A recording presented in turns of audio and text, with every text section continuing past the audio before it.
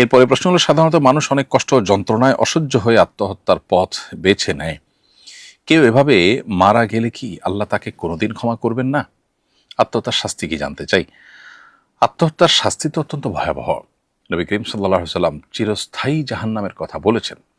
বিশেষ করে হাদিসের ব্যাখ্যা মুহাদ্দিসরা বলেছেন, কেউ যদি আত্মহত্যা করাকে তার রাইট মনে করে, এটাকে কোনো অপরাধ মনে না করে, তাহলে সেক্ষেত্রে এটা চিরস্থায়ী জাহান্নামে যাওয়ার কারণ হতে পারে।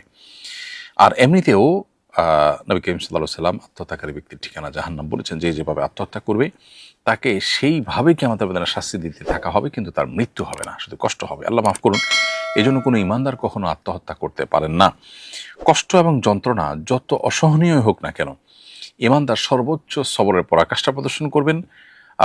যে কোনো কষ্ট মৃত্যুর মাধ্যমে তার পরিসমাপ্তি ঘটে যায়, বিধায় সর্বোচ্চ স্ট্রাগল করে হলেও আপনাকে সবর এবং ধৈর্য ধারণ করতে হবে। আল্লাহ তাআলা আমাদের সবাইকে সর্বাবস্থা ধৈর্য ধারণ করার তৌফিক দান করুন। কেউ যদি আত্মহত্যা করে একান্ত মারা যায়, তাহলে আল্লাহ তাকে কোনো দিনই ক্ষমা করবেন না, এমন কথা কোরআন হাদিসে বলা নেই। শাস্তির কথা বলা আছে, কিন্তু এটি সম্পূর্ণ আল্লাহর ইখতিয়ারাধীন। আল্লাহ চাইলে কাউকে ক্ষমা করতে পারেন, আবার আল্লাহ চাইলে কাউকে শাস্তি দিতে পারেন। এটা একান্ত আল্লাহর ইচ্ছা। তিনি শাস্তি দিবেন বলে নবী করিম সাল্লাল্লাহু আলাইহি ওয়াসাল্লামের মাধ্যমে আমাদেরকে জানিয়েছেন। কিন্তু তিনি যদি কোনো বান্দাকে মাফ করে দিতে চান, পৃথিবীতে কেউই তাকে জিজ্ঞাসাবাদের মুখোমুখি করতে পারে না। লা ইউসআলু আম্মা ইয়াফআল ওয়া হুম ইউসআলুন।